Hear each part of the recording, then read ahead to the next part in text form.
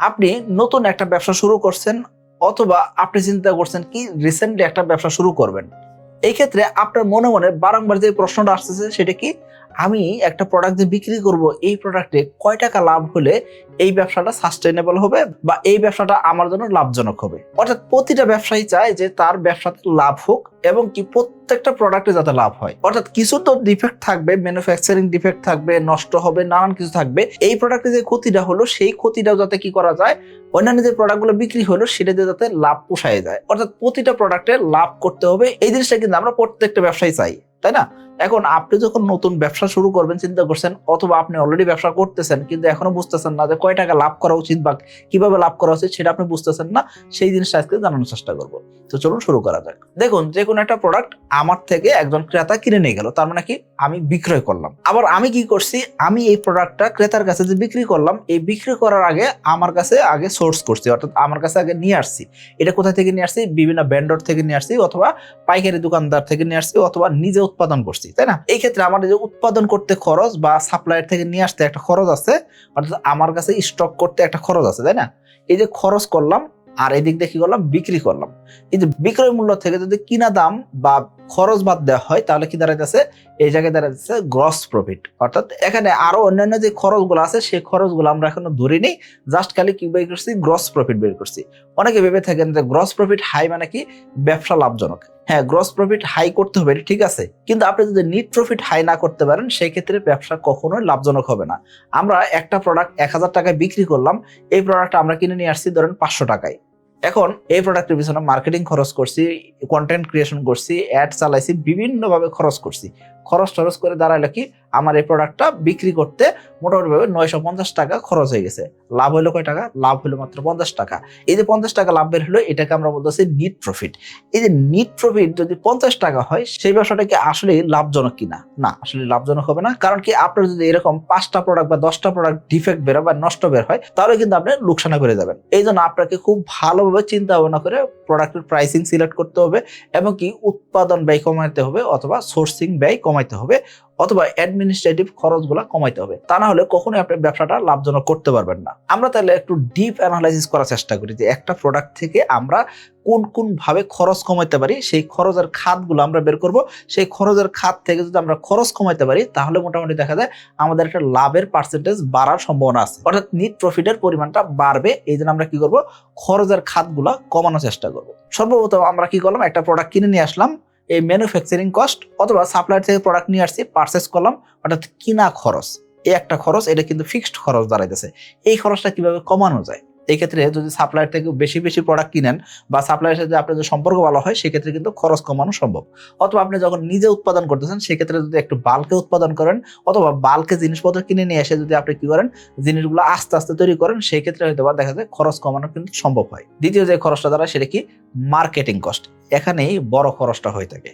এই মার্কেটিং করতে আবার কি লাগে, কন্টেন্ট ক্রিয়েশন করতে হয়, কন্টেন্ট ক্রিয়েশনে একটা কষ্ট আছে। এর পাশাপাশি যারা সোশ্যাল মিডিয়াতে বুস্টিং করেন বা যারা অ্যাড চালিয়ে প্রোডাক্ট বিক্রি করেন, তাদের কিন্তু অ্যাডভার্টাইজমেন্ট একটা খরচ আছে। এর পাশাপাশি অ্যাডমিনিস্ট্রেটিভ খরচ আছে। অ্যাডমিনিস্ট্রেটিভ খরচের ভিতরে টিম থাকবে, টিমের লোকজনের বেতন দিতে হবে, তাদের বিভিন্ন ফ্যাসিলিটি দিতে হবে, সেটার খরচ আছে। এর পাশাপাশি অফিসের কষ্ট আছে, অর্থাৎ অফিস চালাইতে বা অফিস পরিচালনা করতে আপনার একটা খরচ যোগ হবে, অর্থাৎ অফিসের ভাড়া আছে, নানান ধরনের খরচপত্র আছে, সেই খরচগুলো যোগ হবে। এর পাশাপাশি প্রোডাকশন হলো, সেক্ষেত্রে ম্যানুফ্যাকচারিং ডিফেক্ট তৈরি হতে পারে, অর্থাৎ কিছু মাল রিজেক্ট হইতে পারে। ট্রান্সপোর্টেশন খরচ আছে, কুরিয়ারের খরচ আছে, সিওডি অর্থাৎ ক্যাশ অন ডেলিভারি করলেন, এই ক্ষেত্রে কাস্টমার যে টাকা দিল এই টাকাটা আপনাকে কুরিয়ার কোম্পানি নিয়ে এসে দিবে, এখানে তারা কিন্তু একটা চার্জ কেটে থাকে, অর্থাৎ এখানে তারা ক্যাশ কালেকশন করে দিল, এই জন্য কিন্তু তারা একটা কমিশন কেটে থাকবে। এই খরচটা আপনাকে ধরতে হবে। আপনি প্রোডাক্টগুলো নিয়ে আসলেন, এই ক্ষেত্রে স্টক করলেন, এই স্টক করতে একটা জায়গা নিছেন, সেই জায়গার খরচ আছে, প্যাকেজিং খরচ আছে, যারা প্রোডাক্ট বিক্রি করে থাকেন বা সার্ভিস বিক্রি করে থাকেন সেখানে ভ্যাট আছে। আবার আপনি যদি নিজে উৎপাদন করেন সেক্ষেত্রে এখানে মেশিনারিজ কিনতে হয়েছে, ইকুইপমেন্ট আছে, ইউটিলিটি বিল আছে। এই যে সকল খরচগুলো আছে, এই খরচগুলো যোগ হয়ে আপনার কি হবে, আপনার উৎপাদন ব্যয় দাঁড়াবে বা প্রোডাক্টের একটা নির্দিষ্ট দাম বেরোবে। এই যে যে দামটা দাঁড়াবে, এই দামের উপরে আপনাকে একটা প্রফিট করতে হবে। সেই প্রফিটে যদি আপনি বিক্রি করেন তাহলে আপনার নেট প্রফিট বেরোবে। আর এই নেট প্রফিটটা যদি কোনোভাবে 20% নিচে হয় সেক্ষেত্রে অনেক সময় সাস্টেন করা কঠিন হয়ে যায়। আমি আপনাকে উদাহরণ হিসেবে একজন রিসেলার হিসেবে কাউন্ট করলাম। আপনি কি করেন, কারোর থেকে প্রোডাক্ট কিনে নিয়ে আসেন, নিয়ে এসে আপনি আমার কাছে বা আরো 10 জনের কাছে বিক্রি করেন। এখানে আপনি রিসেলার। তাহলে রিসেলার যখন হইতেছেন সেক্ষেত্রে আপনি কি করলেন, একটা প্রোডাক্ট আপনি কিনে নিয়ে আসলেন 500 টাকা দিয়ে। তাহলে প্রোডাক্ট কিন্তু আপনার খরচ হলো 500 টাকা। এই প্রোডাক্ট আপনি বিক্রি করবেন কত, 1000 টাকায়। তাহলে আপনার লাভ কত হইতেছে, 500 টাকা। আসলে এটা কিন্তু নিট প্রফিট না, এটা আপনার গ্রস প্রফিট। এই এখন আমরা নিট প্রফিট বের করার চেষ্টা করব। নিট প্রফিট বের করতে সর্বপ্রথম আমরা খরচ করলাম কোথায়, অ্যাডভার্টাইজমেন্ট করবো, তাই না? অ্যাড চালাবো। এই অ্যাডের পিছনে মোটামুটি 200 টাকার আশেপাশে খরচ হবে। একটা অ্যাড চালালে 200 টাকা আশেপাশে যদি খরচ হয়, তাহলে 500 টাকাতে কিনছেন প্রোডাক্ট আর 200 টাকা খরচ, তাহলে 700 টাকা দাঁড়াইলো। এই যে অ্যাড আপনি চালাবেন, এই ক্ষেত্রে আপনার টিম দরকার হবে, কন্টেন্ট দরকার হবে। এই জন্য মোটামুটি আপনাকে আরো 200 টাকার আশেপাশে খরচ করতে হবে। তাহলে মোটামুটি খরচ দাঁড়াইতেছে 900 টাকা। আপনি অ্যাডমিনিস্ট্রেটিভ খরচ করবেন না, টিমের পিছনে খরচ করবেন না, এই যে আনুষঙ্গিক খরচ করে আরো মোটামুটি দেখা যাচ্ছে 100 টাকা যদি খরচ হয়ে যায়, তাহলে আপনার একটা প্রোডাক্টের দাম 1000 টাকা, বিক্রয় করছেন 1000 টাকা, লাভ হবে? লাভ কিন্তু হবে না।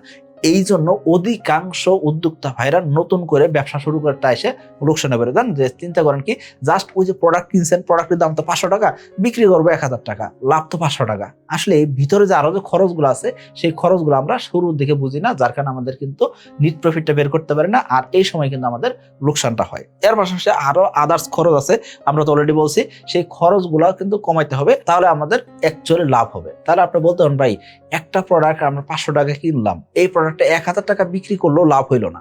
হ্যাঁ, বর্তমান সময়ে যারা একদম ফেসবুকের অ্যাড চালিয়ে বিক্রি করার চেষ্টা করেন, তাদের লাভের পার্সেন্টেজ কমে গেছে। কারণ কি, কম্পিটিটর বেড়ে গেছে, একই জিনিস অনেকে বিক্রি করতেছেন। এই ক্ষেত্রে দেখা যাচ্ছে ফেসবুক কিন্তু সকলের কাছে পৌঁছাইতে গেলে ওইভাবে কিন্তু বিক্রিটা জেনারেট করে দিতে পারতেছে না, যার কারণে অ্যাডভার্টাইজমেন্ট খরচ বেড়ে গেছে।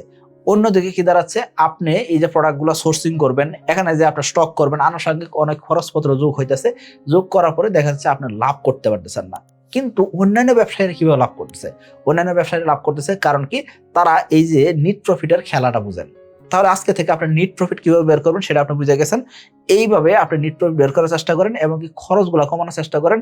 তাহলে দেখবেন কি, একটা প্রোডাক্ট বিক্রি করলেও আপনার যাতে লাভ হয় সেভাবে চিন্তা করতে হবে। যে আমি 100টা প্রোডাক্ট বিক্রি করলাম, আমার 80টা প্রোডাক্টের লাভ হলো, এই চিন্তা যদি আপনি করেন, আর 20টা প্রোডাক্ট আমার নষ্ট হলো, তাহলে আপনি কিন্তু আসলে অ্যাকচুয়াল লাভবান হইতেছেন না।